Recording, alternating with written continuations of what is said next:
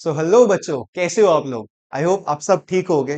तो आज हम लोग एक नया सेशन स्टार्ट करने जा रहे हैं, एक नया चैप्टर स्टार्ट करने जा रहे हैं, जो कि एक बहुत निहायती अच्छा चैप्टर है और बहुत ही इजी चैप्टर है आप लोगों के लिए। बट उसी के साथ ये बहुत इंपॉर्टेंट चैप्टर है। चैप्टर का नाम है matter in our surroundings. Right, ये बहुत इजी टॉपिक है बट इंपॉर्टेंट इसलिए है क्योंकि इसमें हर लाइन से क्वेश्चन आ सकता है। मैंने कई स्कूल्स के पेपर्स देखे हैं, उसमें हर लाइन से क्वेश्चंस पूछते हैं इस चैप्टर से। तो ये चैप्टर भले ही इजी हो लेकिन इंपॉर्टेंट भी उतना ही है। तो आइए इस चैप्टर को स्टार्ट करते हैं एंड लेट्स सी कैसे कैसे आगे ये चैप्टर जाएगा। एंड आप बस बने रहिए, एक कॉपी और पेन लेके बैठे रहिए एंड नोट्स बनाते रहिए साथ में। बाकी इस चैप्टर में बहुत मजा आने वाला है। चलिए स्टार्ट करते हैं इस चैप्टर को। सबसे पहले हम लोग क्या क्या टॉपिक्स कवर करेंगे इस चैप्टर में। तो राइट, अगर मैं टॉपिक्स की बात करूं तो टॉपिक्स हम लोग सबसे पहले कवर करेंगे characteristics of particles of matter. पहले हम लोग मैटर के बारे में पढ़ेंगे थोड़ा, कि मैटर होता क्या है। राइट, उसकी फिजिकल प्रॉपर्टीज क्या होती हैं। केमिकल प्रॉपर्टीज हम लोग नेक्स्ट चैप्टर में पढ़ेंगे। इस चैप्टर में हम लोग केवल सिर्फ फिजिकल प्रॉपर्टीज पढ़ेंगे मैटर की। उसके बाद हम लोग पढ़ेंगे डिफरेंट स्टेट्स ऑफ मैटर, कि मैटर की डिफरेंट स्टेट्स क्या क्या होती हैं, मैटर किन किन फॉर्म्स में एग्जिस्ट करता है। राइट, उसके बाद हम लोग पढ़ेंगे कि क्या मैटर अपनी स्टेट चेंज कर सकता है या नहीं। क्या मैटर की एक स्टेट से दूसरी स्टेट कन्वर्ट हो सकती है एंड क्या वो वापस कन्वर्ट हो सकती है या नहीं। उसके बारे में हम लोग एक डिटेल्ड डिस्कशन करेंगे। एंड लास्टली हम लोग एक टॉपिक पढ़ेंगे इवेपोरेशन का, कि इवेपोरेशन होती क्या है, इवेपोरेशन किन किन फैक्टर्स पे डिपेंड करती है एंड इवेपोरेशन की वजह से क्या क्या हो सकता है। राइट, तो आइए सबसे पहले स्टार्ट करते हैं कि यार ये मैटर आखिर होता क्या है। राइट, अगर मैं तुमसे पूछूं कि भाई बता मैटर क्या होता है। राइट, एक तो याद है यार, दिल्ली वगैरह में ना स्कूल में कई बार ऐसा होता है कि मेरा मैटर हो गया। राइट, वहां ना होता है कि लफड़ी को मैटर बोल देते हैं। बट ये वो वाला मैटर नहीं है, पहले बता दूं। ठीक है, बस मैटर का मतलब है कोई भी वो चीज, कोई भी वो सब्सटेंस जिसके पास कुछ ना कुछ वेट है, कुछ ना कुछ मास है एंड वो एक स्पेस ऑक्यूपाई करता है, मतलब एक वॉल्यूम ऑक्यूपाई करता है। फॉर एग्जाम्पल, अगर मैं इस पेन की बात करूं, राइट, ये स्टाइलस है मेरे हाथ में। राइट, इस स्टाइलस का कुछ ना कुछ वजन है। राइट, और अगर मैं इसको यहाँ पे रखता हूं, अपने हाथ पे रखता हूं, तो ये कुछ ना कुछ वॉल्यूम ऑक्यूपाई तो कर रहा है। राइट, कुछ ना कुछ वॉल्यूम ऑक्यूपाई कर रहा है। तो क्या मैं बोल सकता हूं कि ये एक मैटर है? हाँ, मैं बोल सकता हूं कि ये एक मैटर है। तो हर वो चीज जिसके पास कुछ ना कुछ वजन है, कुछ ना कुछ मास है एंड वो एक स्पेसिफिक वॉल्यूम ऑक्यूपाई करती है, उसको मैं क्या बोल देता हूं कि हाँ सर ये मेरा मैटर है। इसको मैं बोल सकता हूं कि ये मैटर है। तो इस दुनिया में आप आसपास जितनी भी चीजें देखेंगे, आसपास टेबल हो गई, चेयर हो गई, हम लोग खुद हो गए, फैन हो गए, टेबल्स हो गए, इस दुनिया में हर चीज क्या है? मैटर है। राइट, तो मैटर की अगर डेफिनेशन की मैं बात करूं, anything that occupy space and has mass is called matter. हर वो चीज जिसके पास कोई ना कोई मास है एंड वो एक स्पेस ऑक्यूपाई करती है, उसको मैं क्या बोलता हूं? मैटर बोलता हूं बेटा। ठीक है, उसके बाद हम लोग, मैंने जैसा बोला कि आसपास हमारे जितनी भी चीजें हैं, जैसे फोटो में देख लो, दीदी के पास जितनी भी चीजें हैं, phone, table, chair, thermometer, iPad, जितनी भी चीजें हैं इस दुनिया में, वो सब क्या है बेटा? मैटर है। राइट, चलो उसके बाद आगे चलते हैं एंड इस चैप्टर में हम लोग पढ़ेंगे नेक्स्ट चीज, physical nature of matter. Right, chemical nature भी होता है, वो हम नेक्स्ट चैप्टर में करेंगे, सेकंड चैप्टर में। इस चैप्टर में हमें सिर्फ फिजिकल नेचर से डील करना है। राइट, तो फिजिकल नेचर की अगर मैं बात करूं तो, या फिजिकल प्रॉपर्टीज की अगर मैं बात करूं, तो मैटर की केवल चार फिजिकल इंपॉर्टेंट प्रॉपर्टीज होती है। कौन कौन सी? पहली होती है that matter is made up of tiny particles. Matter जो है वो बहुत छोटे छोटे पार्टिकल्स का बना है। Right, then space between particles, कि दैट पार्टिकल्स के बीच में जो होता है वो स्पेस होता है थोड़ा थोड़ा।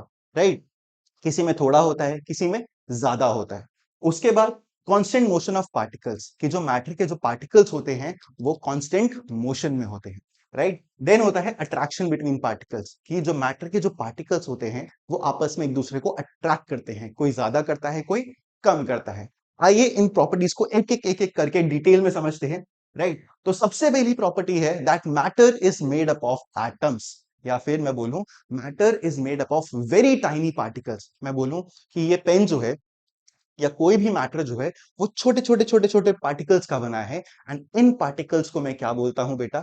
इन पार्टिकल्स को मैं बोलता हूं एटम्स। राइट, तो क्या मैं बोल सकता हूं कि सर ये स्टाइलस एटम से बना है? बिल्कुल बोल सकता हूँ। क्या मैं बोल सकता हूँ कि जो फैन है या जो बोर्ड है ये एटम से बना है? बिल्कुल बेटा, ये एटम्स से ही बना है। उस दुनिया में हर चीज जो है वो एटम्स से ही बनी है, राइट? तो matter is made up of very tiny particles. Matter जो है वो बहुत छोटे छोटे छोटे पार्टिकल्स का बना है, एंड इन छोटे पार्टिकल्स को मैं क्या बोलता हूँ बेटा? एटम्स बोलता हूँ। एंड हाँ, अब तुम लोग बोलोगे सर एटम्स कितने छोटे होते हैं, हमें दिखते तो नहीं। तो मैं एक बात बता दूं कि एटम्स जो है वो बहुत बहुत बहुत छोटे होते हैं, एंड वो हम लोग नॉर्मल नेकेड आई से नहीं देख सकते। उसके लिए हमें बहुत ज्यादा हाई पावर वाला माइक्रोस्कोप चाहिए होता है to see an atom, right? तो अगर तुम मुझे बोलो कि सर मुझे इलेक्ट्रॉन देखना है या मुझे एटम देखना है, तो भाई मैं बोल दूंगा मैं तुझे नॉर्मली नहीं दिखा सकता, राइट? उसके लिए बहुत हाई पावर माइक्रोस्कोप चाहिए to see an atom, right? तो सबसे पहली प्रॉपर्टी जैसा मैंने बोला that matter is made up of very tiny particles, और इन पार्टिकल्स को मैं क्या बोलता हूं बेटा? एटम्स बोलता हूं।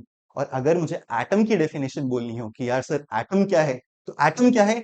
Atoms are the smallest particles of matter that take part in a chemical reaction. कोई भी जब केमिकल रिएक्शन होती है, इस दुनिया में जितनी केमिकल रिएक्शंस होती हैं सब कौन करवाता है? एटम्स की वजह से होती हैं। एटम्स में इलेक्ट्रॉन्स होते हैं, उनकी वजह से होती हैं। ये हम धीरे धीरे धीरे चैप्टर्स में जैसे आगे बढ़ेंगे वैसे धीरे धीरे करके आराम से डिटेल में डिस्कशन करेंगे इनके बारे में। तो अभी फिलहाल सिर्फ इतना ही इंपॉर्टेंट है कि इस दुनिया में जितनी चीजें हैं या जितना भी मैटर है सब छोटे छोटे छोटे छोटे पार्टिकल्स का बना है, एंड उन पार्टिकल्स को मैं क्या बोलता हूं बेटा? उनको मैं बोलता हूं एटम्स, राइट? और एटम क्या है? इस दुनिया का सबसे स्मॉलेस्ट पार्टिकल, राइट? उसके बाद एक एक्टिविटी गिवन है तुम्हारे एनसीईआरटी में, एक्टिविटी 1.2, राइट? एक्टिविटी में क्या किया है? एक पोटेशियम पर मैग्नेट लिया हुआ है, राइट? एक्टिविटी का मोटिव है ये बताना कि तुम्हारा जो एटम है वो बहुत छोटे छोटे पार्टिकल्स का बना होता है। जैसे मैंने तुम्हें बोला that atom is made up of very tiny particles. तो इस एक्टिविटी में करा क्या? एक केमिकल लिया है पोटेशियम पर मैंगनेट। पोटेशियम पर मैंगनेट फॉर्मूला याद रख लो बेटा, कई स्कूल्स में पूछते हैं, KMnO4 पोटेशियम पर मैंगनेट। ये एक पर्पल कलर का होता है, राइट? पर्पल कलर का क्रिस्टल होता है, राइट? मैंने क्या किया? मैंने 5 बीकर्स लिए, राइट? जैसे फॉर एग्जांपल यहाँ पे लिखा है, देखो मैंने 5 बीकर्स लिए, राइट? एंड 5 बीकर्स में पानी डाला, ठीक है? अब मैंने क्या किया? मैंने थोड़ा सा पोटेशियम पर मैंगनेट मैंने यहाँ डाल दिया, इतना सा, बहुत छोटा सा क्रिस्टल लिया, और मैंने यहाँ पे पोटेशियम परमैंगनेट का क्रिस्टल डाल दिया। मैं क्या देखूंगा कि भाई ये जो पूरा पानी है ना, ये पूरा पानी जो है पिंक हो जाए पूरा, राइट? अब मैंने क्या किया? मैंने यहां से 10 ml टेस्ट ट्यूब में ये उठाया सोल्यूशन, एंड इस बीकर में एक पानी था, मैंने उसको वहां डाल दिया, 10 ml पानी को। तो मैंने क्या देखा? भाई ये भी पिंक हो गया। सिमिलरली फिर मैंने यहां से 10 ml उठाया और यहाँ पानी था उसमें डाल दिया, तो मैंने देखा ये भी पिंक हो गया। थोड़ा फेड हुआ लेकिन कलर इसमें अभी भी प्रेजेंट था। सेम मैंने एक और बार करा, और मैंने क्या देखा कि ये वाला सोल्यूशन भी हमारा पिंक हो गया, राइट? तो मैंने क्या देखा? मैंने इतना सा पार्टिकल डाला था एंड उसने सारे सॉल्यूशंस को कलर कर दिया। ऑल्दो कलर फेड हुआ थोड़ा, लेकिन कलर रहा। लास्ट सॉल्यूशन तक भी वो पिंक कलर मुझे दिखाई दे रहा है, राइट? तो इसका मतलब मैं क्या बोल सकता हूँ कि वो जो छोटा सा क्रिस्टल मैंने डाला था उसमें मिलियंस ऑफ पार्टिकल्स थे बेटा। ये जो छोटा सा पोटेशियम पर मैंगनेट का क्रिस्टल डाला था उसमें मिलियंस ऑफ पार्टिकल्स थे। तो मैंने ऑब्जर्व क्या किया कि वाटर जो है वो कलर्ड रहा, राइट? वाटर का कलर गया नहीं, वाटर अभी भी थोड़ा सा पिंक रहा। ऑल्दो वो फेड हुआ, वो लाइट हुआ ईच डाइल्यूशन के साथ, लेकिन कलर फिर भी रहा। तो इससे मैं क्या कंक्लूड कर सकता हूं? That a few crystals are made up of millions of tiny particles, right? जो कोई भी मैटर होता है it is made up of millions of tiny particles. For example अगर मैं एक फैक्ट बताऊं, अगर मैं एक ड्रॉप की बात करूं, तो अगर मैं एक ड्रॉप की बात करूं, अगर तुम एक पानी का ड्रॉप लेते हो तो उसमें nearly 10 to the power 21 atoms या मॉलिक्यूल्स होते हैं, चलिए, ठीक है? तो ये सोचो एक बूंद पानी में कितने 10 to the power 21, मतलब 1 0 0 0 0 21 टाइम्स लगा लो, इतने सारे पार्टिकल्स उसमें होते हैं। तो सोचो कितने ज्यादा पार्टिकल्स होंगे एक छोटे से क्रिस्टल में, राइट? तो ये हमने प्रूव कर लिया। एक्टिविटी बहुत इंपॉर्टेंट है बेटा, स्टार मार्क कर लो, आती ही आती है, बिल्कुल आती है, क्योंकि बहुत इंपॉर्टेंट है। हर जो पॉइंट है उसको हम प्रूव करते हुए चलेंगे, तुम्हारे सर सब चीज प्रूव करवाएंगे, ठीक है? तो हमने ये प्रूव कर लिया दैट मैटर जो होता है वो बहुत टाइनी पार्टिकल्स का बना होता है, एंड उन टाइनी पार्टिकल्स को हम क्या बोलते हैं? एटम्स बोलते हैं, राइट। उसके बाद हम लोग चलते हैं अपनी नेक्स्ट प्रॉपर्टी भी, दैट मैटर या जो पार्टिकल्स ऑफ मैटर होता है, they have spaces between them. जितने भी मैटर के पार्टिकल्स होते हैं उनमें आपस में उनके बीच में क्या होता है? स्पेस होता है, राइट। किसी में ज्यादा स्पेस होता है, किसी में कम स्पेस होता है, ठीक है। जैसे अगर मैं सॉलिड्स की बात करूं, तो सॉलिड्स में देखो, सॉलिड्स में एकदम सब पार्टिकल्स चिपके हुए हैं, एकदम एकदम बॉन्ड बना के, भाई एकदम बेस्ट फ्रेंड्स, राइट। तो एकदम सब चिपके हुए, राइट। इनमें जो है वो लीस्ट इंटरमॉलिक्यूलर स्पेस है, इनके बीच में स्पेसेस बहुत कम है। देखो यहाँ पे यहाँ पे यहाँ पे यहाँ पे स्पेसेस जो है वो बहुत कम है सॉलिड्स की, अगर मैं बात करूं। वहीं अगर मैं लिक्विड पे जाऊं, तो लिक्विड में जो पार्टिकल्स होते हैं वो थोड़े थोड़े दूर दूर होते हैं, उनमें स्पेसेस थोड़ी ज्यादा होती है। और वहीं मैं अगर गैसेस की बात करूं, तो गैसेस के तो पार्टिकल्स भाई इतने होते हैं कि भाई मैं तेरे को नहीं जानता, तू मेरे को नहीं जानता, तू उधर मैं इधर। तो गैसेस के पार्टिकल्स के बीच में स्पेस जो है वो बहुत ज्यादा होती है, बहुत ज्यादा होती है। तो मैं बोल सकता हूं gases have the largest intermolecular spaces, right. Gases के बीच में जो स्पेसेस होती हैं वो बहुत ज्यादा होती हैं, गैसेस के पार्टिकल्स बहुत दूर दूर होते हैं, आप पास में नहीं होते हैं, ठीक है। फॉर एग्जाम्पल अगर इस पे एक और एक्टिविटी गिवन है तुम्हारी एनसीईआरटी में जो कि बहुत इंपॉर्टेंट है, जो कि तुम बोलोगे भैया प्रूफ करो इसको यार, तो मैं बैठा हूं, मैं प्रूफ करवा रहा हूं। देख, होता क्या है, मान अगर तू एक ग्लास में चीनी ले, सॉरी एक ग्लास में पानी ले, राइट, एंड उसमें, तो देखो ये एक्टिविटी बहुत इंपॉर्टेंट है, राइट, क्योंकि इसमें हम लोग दूसरा पॉइंट अपना प्रूव करने वाले हैं, राइट। अब दूसरा पॉइंट क्या था? दैट कि मैटर के जो पार्टिकल्स हैं उनके बीच में स्पेसेस होती है, राइट। कोई भी अगर मैं मैटर की बात करूं, राइट, अगर मैं किसी भी मैटर की बात करूं, तो उनके बीच पार्टिकल्स के बीच में जो है वो गैप्स प्रेजेंट होते हैं, राइट। इनके पार्टिकल्स के बीच में गैप्स प्रेजेंट होते हैं, तो इसको हम प्रूव करने वाले हैं। आपकी एनसीईआरटी में एक एक्सपेरिमेंट है, एक्सपेरिमेंट 1.1 या एक्टिविटी 1.1। करा क्या है कि मान लो तुमने एक ग्लास लिया, राइट, एक ग्लास में तुमने पानी लिया, राइट। अब उस ग्लास में तुमने 10 ml पानी लिया, एंड उसमें तुमने क्या करा? चीनी घोल दी, राइट, ऊपर से चीनी डाली और चीनी डिसॉल्व कर दी। तो तुम्हें क्या लगता है, उस वो जो पानी है उसका लेवल बढ़ेगा, घटेगा, क्या उतना ही रहेगा? वो जो पानी है जब तुमने उसमें चीनी डिसॉल्व करी उसका लेवल उतना ही रहेगा, वो 10 ml का 10 ml ही रहेगा, वो ना बढ़ेगा ना घटेगा, वो एग्जैक्टली सेम रहेगा। देखो यहाँ पे हुआ क्या, मान लो यहाँ पे तुम्हारे वाटर के पार्टिकल्स थे, ठीक है। मान लो तुम्हारे यहाँ पे वाटर के पार्टिकल्स थे, ठीक है। अब मैंने जैसे बोला वाटर के पार्टिकल्स के बीच में थोड़े स्पेसेस रहते हैं। अब तुमने क्या करा, इसमें शुगर ऐड कर दी, राइट, तुमने यहाँ पे शुगर ऐड कर दी, ये वाटर के पार्टिकल्स हैं। अब वो शुगर के पार्टिकल्स क्या कहेंगे, यार तुम्हारे बीच में, वाटर के पार्टिकल्स को क्या कहेंगे, यार तुम्हारे बीच में गैप्स तो है, स्पेसेस तो हैं, इन स्पेसेस में तो मुझे थोड़ा एडजस्ट कर लो। बात समझ में आई? बात समझ में आई, राइट। तो क्या था, जो पानी के जो पार्टिकल्स थे उनके बीच में स्पेसेस थे, उनके बीच में क्या थे? स्पेसेस थे। और चीनी के पार्टिकल्स ने क्या बोला कि यार हमें थोड़ा एडजस्ट कर लो, हम तुम्हारे बीच में जो स्पेस है वहां पे आ जाएंगे। इसलिए जो पानी का लेवल था वो फिक्स्ड रहा, वो चेंज नहीं हुआ, वो चेंज नहीं हुआ। बात समझ में आई? ये बहुत ही इंटरेस्टिंग एक्टिविटी है, येट बहुत ही इंपॉर्टेंट एक्टिविटी है, तो इसको नोट कर लो, स्टार मार्क कर लो, बहुत इंपॉर्टेंट है, देख के जाना, ठीक है।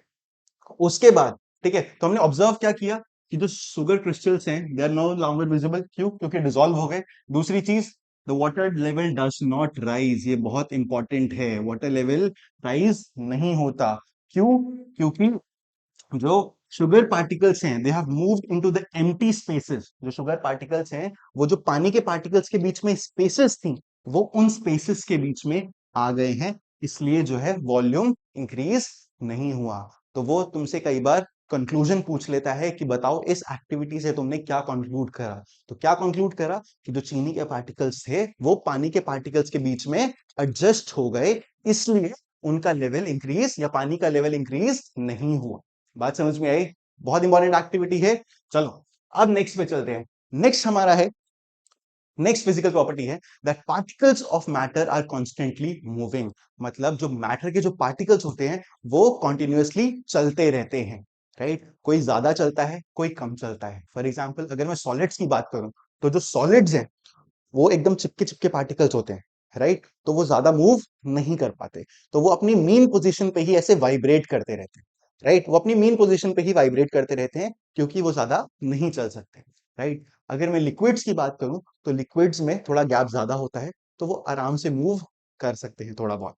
राइट, और अगर मैं गैसेस की बात करूं, इनके पार्टिकल्स के बीच में तो इतना ज्यादा गैप होता है कि ये बहुत इजीली और बहुत रैंडमली मूव करते हैं, और इनमें जो मोशन होता है वो सबसे ज्यादा होता है। तो अगर मैं मोशन की बात कर रहा हूं, अगर मैं मोशन की बात कर रहा हूं या मूवमेंट की बात कर रहा हूं, तो सबसे ज्यादा मूवमेंट जो है, सबसे कम movement solid, then liquids, and then last में किसमें होगा बेटा?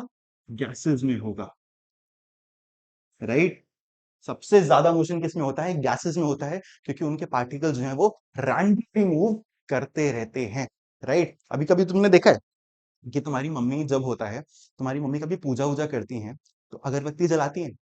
अब अगरबत्ती मम्मी ने एक कमरे में जलाई और खुशबू आ जाती है उसके दूसरे कमरे तक, होता है? या कभी तुमने परफ्यूम लगाया, अरे हे, वाह मजा आ गया, परफ्यूम तो सभी लगाते हैं। राइट, तो परफ्यूम जब तुमने लगाया तो तुमने परफ्यूम यहाँ लगाया, राइट, और बगल में कोई है या थोड़ा दूर डिस्टेंस पे कोई है, तो उसको वहां तक स्मेल आ जाती है। वो कैसे होता है? वो इसी प्रॉपर्टी की वजह से होता है बेटा। होता क्या है कि जो परफ्यूम के जो पार्टिकल्स होते हैं या जो इंसेंस स्टिक के जो गैस पार्टिकल्स होते हैं, वो मूव कर रहे होते हैं। जब मैंने जैसे यहाँ अगरबत्ती जलाई, राइट, अब इसके पार्टिकल्स मूव करते करते करते करते करते करते कहाँ आए? तुम्हारे पास आए, एंड तुम्हारे पास जो नोज में रिसेप्टर्स थे, स्मेल रिसेप्टर्स थे, उन्होंने उसको रिसीव करा, एंड तुम्हें स्मेल आई, तुम्हें फ्रेग्रेंस आई। राइट, तो ये जो इंसेंस स्टिक की खुशबू होती है, जो परफ्यूम की खुशबू होती है, ये क्यों आती है हमें? क्योंकि ये जो पार्टिकल्स होते हैं, ये मूव कर रहे होते हैं, और जब ये मूव करते हैं तो ये एयर के पार्टिकल्स के साथ डिफ्यूज होते हैं या मिक्स होते हैं, एंड वो उसके साथ हमारी नोज तक पहुंच जाते हैं या दूसरे कमरे तक पहुंच जाते हैं। तो ये प्रॉपर्टी है, थर्ड प्रॉपर्टी हमारी, that particles of matter are continuously moving. और मोशन सबसे ज्यादा किसका होता है? गैसेस का, एंड सबसे कम किसका होता है? सॉलिड्स का होता है। राइट, यही जैसे मैंने एक एग्जांपल बताया, ये तुम्हारी एनसीईआरटी में एक्टिविटी भी है क्या? That the smell of incense stick, the smell of incense stick spreads in the whole room. क्यों? Because the particles of gases, जो gases के जो particles हैं, वो air के साथ mix हो जाते हैं, and पूरे रूम में रैपिडली मूव करते रहते हैं। मैंने इंसेंस स्टिक यहाँ जलाई, वो यहाँ एयर के साथ मिक्स हो गई, एंड हवा तो चलती रहती है, तो हवा चलते चलते चलते चलते दूसरे रूम तक पहुंच गई और पूरे रूम में स्प्रेड हो गई। इसलिए हमें फ्रेग्रेंस आ गई परफ्यूम की या फिर इंसेंस स्टिक की। बात समझ में आई? तो हमारी थर्ड प्रॉपर्टी हमने करी, राइट। उसके बाद लास्टली हमारी फोर्थ प्रॉपर्टी आती है, that particles of matter attract each other. जो मैटर के जो पार्टिकल्स हैं वो एक दूसरे को क्या करते हैं? अट्रैक्ट करते हैं। कई ज्यादा अट्रैक्ट करते हैं, कई बहुत कम अट्रैक्ट करते हैं। राइट, जैसे इस दुनिया में अट्रैक्शन सबको होता है, राइट, सही बात है, तेरे को भी हुआ होगा, राइट, उसको भी होता है, लेकिन कईयों से ज्यादा हो जाता है, कईयों से कम होता है। कई बेस्ट फ्रेंड्स होते हैं, राइट, कई एकदम बेस्ट फ्रेंड, जिगरी एकदम, कि भाई जुदा ही नहीं हो सकते, राइट, वो होते हैं, चिपके रहते हैं, राइट। और कुछ लोग होते हैं जिनमें बस जानते हैं बट उतना अट्रैक्शन नहीं है, राइट। तो अगर मैं सॉलिड्स की बात करूं, देख सॉलिड्स की अगर मैं बात करूं, ये हमारे सॉलिड, तो इनमें जो फोर्स ऑफ अट्रैक्शन है, जो पार्टिकल्स के बीच का फोर्स ऑफ अट्रैक्शन है, वो बहुत ज्यादा है। ये एक दूसरे के बेस्ट फ्रेंड्स है, मतलब एक दूसरे को एकदम पकड़ के रखा है, कहीं नहीं जाने देना भाई, तू भी नहीं जाएगा, मैं भी नहीं जाऊंगा, हम दोनों बेस्ट फ्रेंड्स हैं, एकदम ऐसे के ऐसे ही रहेंगे, राइट। इनमें जो फोर्स ऑफ अट्रैक्शन है वो सबसे ज्यादा होता है, highest force of attraction, right, particles के बीच में हाईएस्ट फोर्स ऑफ अट्रैक्शन होता है। अगर मैं लिक्विड्स की बात करूं, ये हमारे लिक्विड्स हैं, अगर मैं लिक्विड्स की बात करूं, तो लिक्विड्स के बीच में फोर्स ऑफ अट्रैक्शन होता है बट उतना ज्यादा नहीं होता, ठीक ठीक होता है, राइट। तो पार्टिकल्स में थोड़ा डिस्टेंस होता है, राइट, तो पार्टिकल्स के बीच में थोड़ा डिस्टेंस होता है, राइट, तो इनमें फोर्स ऑफ अट्रैक्शन ठीक ठीक होता है। अगर मैं गैसेस की बात करूं, तो गैस तुम्हारा वो दोस्त है जो तुम्हें कभी मिला ही नहीं, राइट, मतलब जो तुम्हें जानता भी नहीं है, राइट। इनके बीच में कोई भी फोर्स ऑफ अट्रैक्शन नहीं है, बहुत नेग्लिजिबल फोर्स ऑफ अट्रैक्शन होता है, तभी तो एक पार्टिकल यहां, दूसरा पार्टिकल वहां दूर, राइट।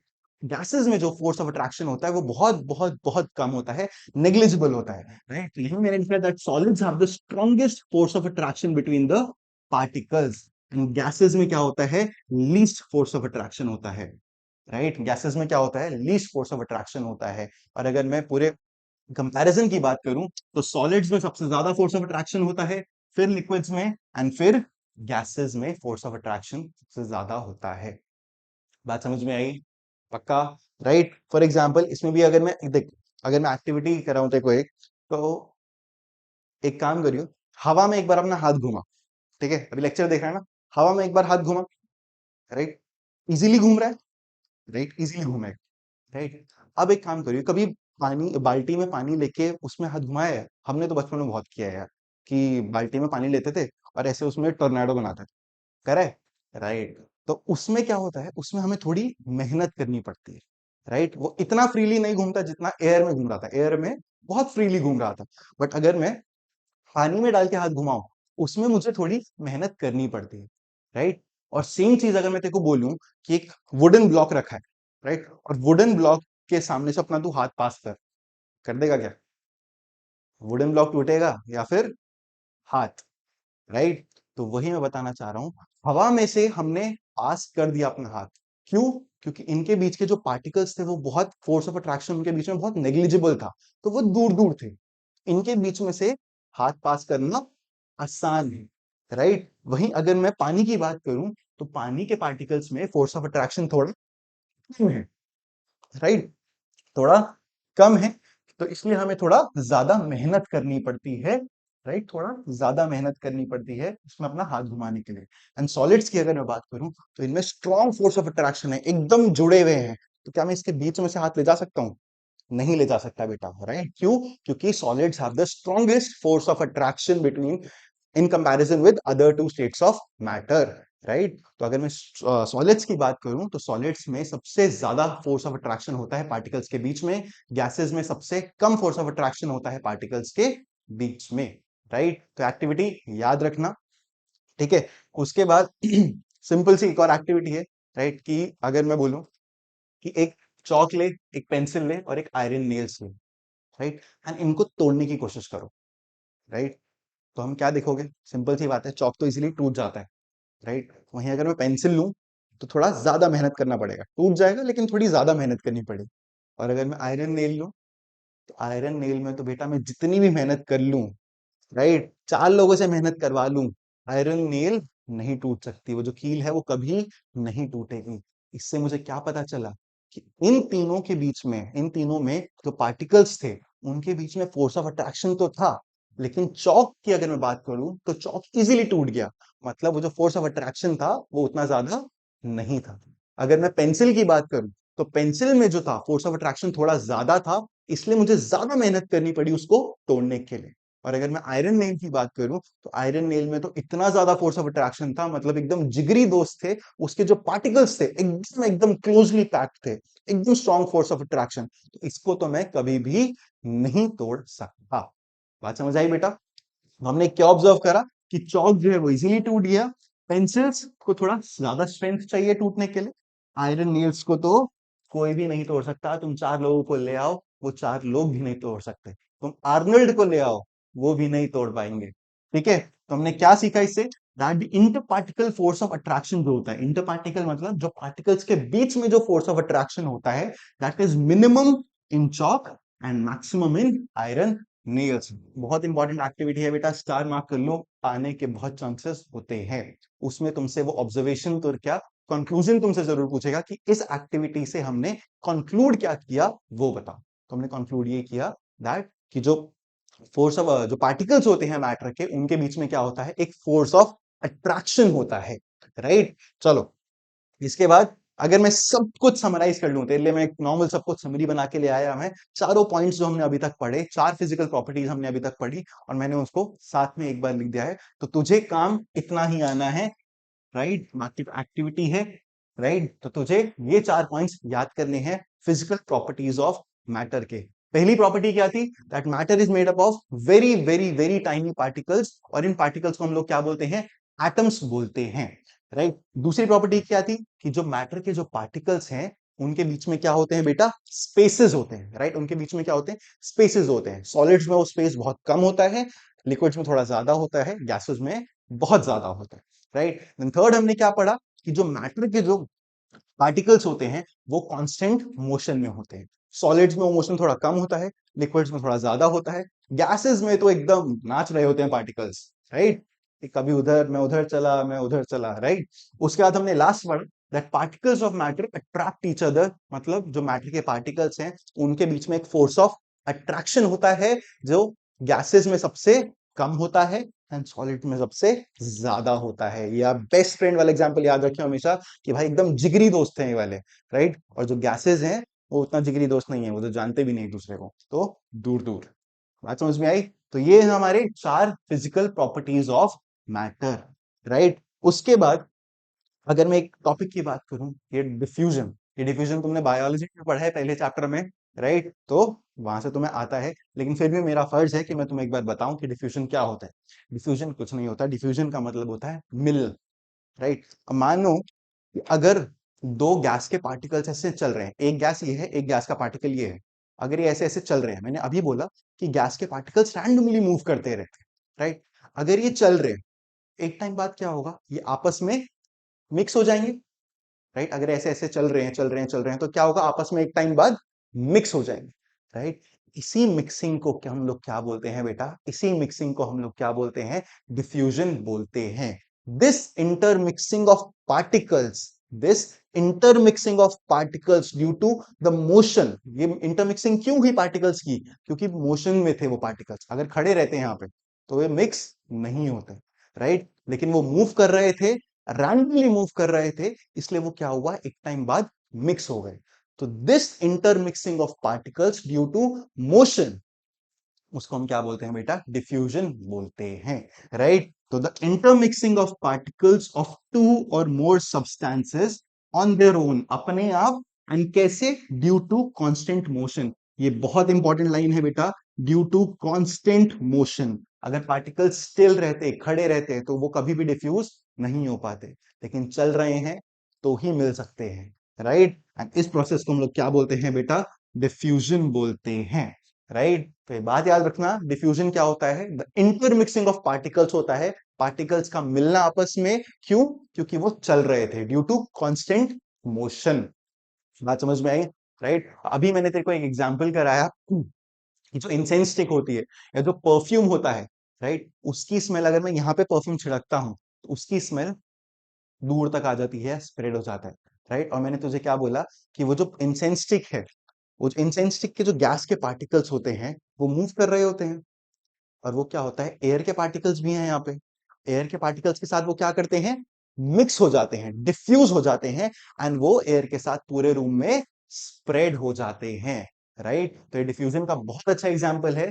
परफ्यूम या इंसेंस स्टिक की जो स्मेल है वो पूरे रूम में फैल जाती है, क्यों, क्योंकि जो इंसेंस स्टिक के पार्टिकल्स होते हैं दे गेट डिफ्यूज्ड, राइट? देखिए यहां भी आ गया, राइट? क्या इंसेंस स्टिक और जो परफ्यूम है वो क्यों पूरे रूम में फैल जाते हैं, क्योंकि the particles diffuse with the air particles, जो पार्टिकल्स हैं वो एयर पार्टिकल्स के साथ मिक्स हो जाते हैं and they spread in the entire room, क्योंकि हवा तो चलती ही रहती है, राइट? तो जो गैस के पार्टिकल्स हैं, जो गैस के पार्टिकल्स हैं वो हवा में मिक्स हुए होंगे, हवा में मिक्स हुए होंगे एंड पूरे रूम में फैल गए होंगे, राइट? पूरे रूम में स्प्रेड हो गए होंगे, राइट? तो this is diffusion, right? And इसमें कुछ पॉइंट्स हैं जो तुम्हें याद करने हैं, जो इंपॉर्टेंट पॉइंट्स हैं, राइट? पहला पॉइंट कि डिफ्यूजन जो मैंने तुम्हें बताया हो क्यों रहा था, it happens due to the movement of particles. अगर पार्टिकल्स स्टिल रहेंगे तो डिफ्यूजन नहीं होगा, उनको मूव करते रहना है, राइट? सेकेंड पॉइंट, अभी मैंने तुम्हें बताया कि सॉलिड्स जो है वो बहुत कम मूव करते हैं और गैसेस जो है वो बहुत ज्यादा मूव करती हैं। तो अब खुद बता कि डिफ्यूजन सबसे ज्यादा किसमें होगा? ऑफ कोर्स गैसेस में होगा, क्यों, क्योंकि डिफ्यूजन मूवमेंट की वजह से हो रहा है और मूवमेंट सबसे ज्यादा किसमें है, गैसेस में है। इसलिए गैसेस में जो होता है, gases diffuse very fast, right? क्यों, क्योंकि जो पार्टिकल्स हैं they move very randomly, very randomly, और बहुत मूव करते रहते हैं, उनके बीच में मोशन जो होता है वो बहुत ज्यादा होता है। और वहीं अगर मैं सॉलिड्स की बात करूं तो सॉलिड्स में जो होता है वो डिफ्यूजन जो है वो लीस्ट होता है, बहुत सबसे कम होता है क्यों?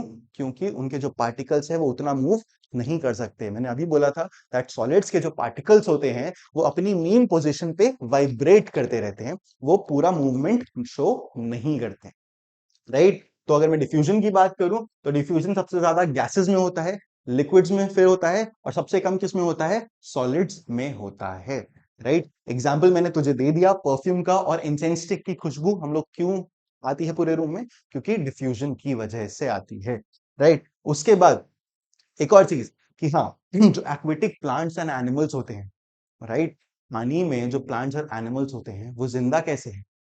वो ऑक्सीजन और कार्बन डाइऑक्साइड की वजह से जिंदा है, जो पानी में डिसॉल्व्ड है, पानी में मिक्स्ड है, पानी में डिफ्यूज्ड है, राइट? जो CO2 और O2 होती है वो पानी में डिसॉल्व हो जाती है या डिफ्यूज हो जाती है, एंड उसी ऑक्सीजन, डिफ्यूज्ड ऑक्सीजन की वजह से जो एक्वेटिक प्लांट्स और एनिमल्स हैं वो ब्रीथ करते हैं। बात समझ में आई? तो एक छोटा सा एग्जाम्पल है तुम्हारी एनसीईआरटी में, बट इंपॉर्टेंट एग्जाम्पल है, स्टार मार्क कर लो, बहुत कॉमन है, आता है स्कूल्स में, राइट? डिफ्यूजन का बहुत इंपॉर्टेंट एग्जांपल है कि एक्वेटिक प्लांट्स एंड एनिमल्स कैसे जिंदा रहते हैं। कैसे जिंदा रहते हैं? जो डिफ्यूज ऑक्सीजन और कार्बन डाइऑक्साइड होती है उसकी वजह से वो लोग जिंदा रहते हैं। बात समझ में आई? उसकी वजह से वो लोग ब्रीथ कर पाते हैं, राइट? आई होप समझ आया होगा, राइट? उसके बाद अगर मैं टेम्परेचर पे डिपेंडेंस देखूं डिफ्यूजन की, यार कि डिफ्यूजन टेम्परेचर पे कैसे डिपेंड करता है, तो देख एक सिंपल सी चीज बता रहा हूं मैं, देखो डिफ्यूजन हो क्यों रहा था? क्योंकि पार्टिकल्स मूव कर रहे थे, राइट? पार्टिकल जो थे मूव कर रहे थे। एक चीज मैं तेरे को बता रहा हूं कि जब भी कोई पार्टिकल चलता है या जब भी मैं चल रहा हूं ना, मेरे पास एक एनर्जी होती है, मेरे पास एक एनर्जी होती है, उस एनर्जी को मैं क्या बोलता हूं बेटा? Kinetic energy. जब भी कोई पार्टिकल चलता है उसके पास एक एनर्जी होती है, उसको मैं क्या बोलता हूं? Kinetic energy. और जितना ज्यादा चलूंगा उतनी ज्यादा काइनेटिक एनर्जी आएगी। अगर धीरे चल रहा हूं तो कम काइनेटिक एनर्जी, लेकिन अगर ज्यादा चल रहा हूं तो मेरे पास काइनेटिक एनर्जी बहुत ज्यादा है, राइट? ये बात समझ आई? तो देख, अब डिफ्यूजन हो क्यों रहा था? क्योंकि पार्टिकल्स मूव कर रहे थे, राइट? अगर पार्टिकल्स ज्यादा मूव करेंगे तो ज्यादा डिफ्यूजन होगा, करेक्ट है, राइट? अब एक बात बता, मान लो तुम लोग बैठे हुए हो, 40 बच्चे बैठे हुए हैं, राइट? और बैठे हुए हैं, तो अभी तो कोई डिफ्यूजन नहीं है, ठीक है, अभी कोई नहीं मूवमेंट नहीं है, अपनी अपनी सीट्स पे बैठे थे। अब मैंने क्या किया? तुम्हारे सबके नीचे आग लगा दी। मैंने क्या किया? जो फ्लोर था, फ्लोर पे आग लगा दी, या रूम में थोड़ा फायर आग लगा दी। तो क्या होगा? सब भागना दौड़ना शुरू करेंगे, राइट? भागना दौड़ना शुरू करेंगे तो आपस में भिड़ेंगे, आपस में इंटरमिक्स होंगे, आपस में डिफ्यूज होंगे, राइट? तो हुआ क्या? जब मैंने टेम्परेचर बढ़ाया, जब मैंने आग लगाई, जब मैंने टेम्परेचर बढ़ाया, तो मूवमेंट बढ़ा पार्टिकल्स का। ऐसे ही पार्टिकल्स होते हैं, जैसे ही मैंने टेम्परेचर बढ़ाया तो उनका मूवमेंट बढ़ा। पहले धीरे घूम रहे थे, मैंने टेम्परेचर बढ़ाया, ज्यादा काइनेटिक एनर्जी आई, ज्यादा घूमे, ज्यादा घूमे। और अगर ज्यादा मोशन करेंगे तो डिफ्यूजन भी ज्यादा होगा, राइट? तो टेम्परेचर अगर बढ़ता है, अगर टेम्परेचर बढ़ता है तो मेरा डिफ्यूजन भी बढ़ता है। क्यों? क्योंकि जैसे ही बेटा मैंने टेम्परेचर बढ़ाया, जैसे ही मैंने टेम्परेचर बढ़ाया, मोशन बढ़ गया, राइट? पार्टिकल्स का मोशन जो है, मोशन बढ़ गया। और एक बार अगर मोशन बढ़ गया, मूवमेंट बढ़ गई, उससे कौन सी एनर्जी बढ़ गई? काइनेटिक एनर्जी बढ़ गई। और अगर काइनेटिक एनर्जी एक बार बढ़ गई, मोशन एक बार बढ़ गया, तो मोशन की वजह से क्या हो रहा था? डिफ्यूजन हो रहा था, तो मेरा डिफ्यूजन भी बढ़ जाएगा। बात समझ आई? तो डिफ्यूजन टेम्परेचर पे कैसे डिपेंड करता है? टेम्परेचर अगर बढ़ता है तो डिफ्यूजन भी बढ़ता है। टेम्परेचर अगर बढ़ रहा है तो डिफ्यूजन बढ़ेगा, टेम्परेचर घट रहा है तो डिफ्यूजन घटेगा। और क्यों? क्योंकि अगर टेम्परेचर बढ़ रहा है तो पार्टिकल्स ज्यादा मूव करेंगे, और ज्यादा मूव करेंगे तो उनकी काइनेटिक एनर्जी ज्यादा होगी, और काइनेटिक एनर्जी ज्यादा होगी तो वो आपस में मिक्स ज्यादा जल्दी होंगे, मिक्स होंगे, या डिफ्यूजन ज्यादा होगा। आई होप ये आपको समझ आया होगा।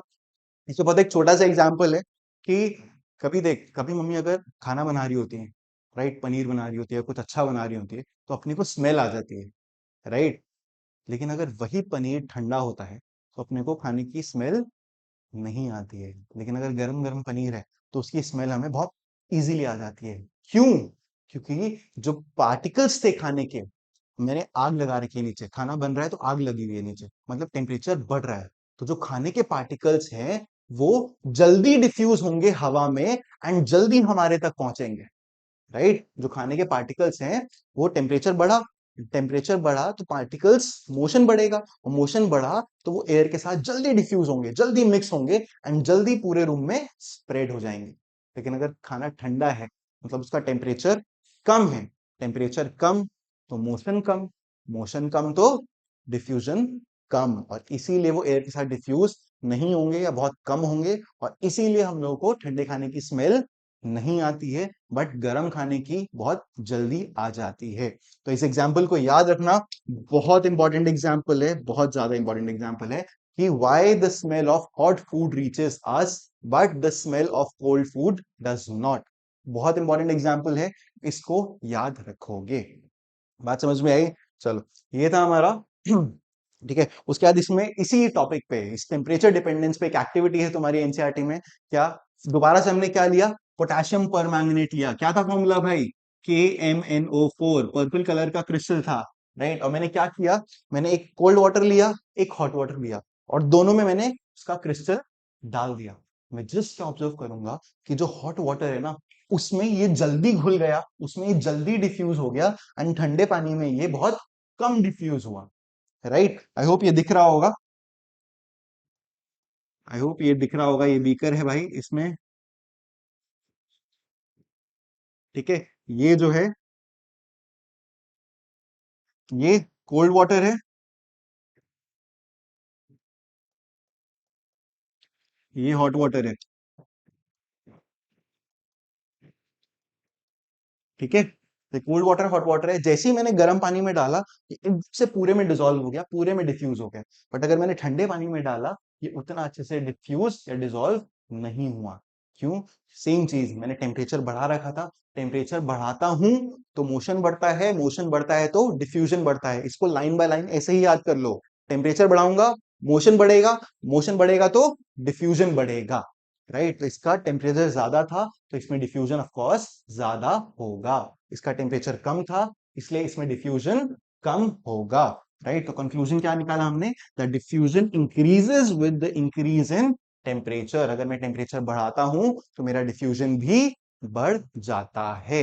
बात समझ में आई?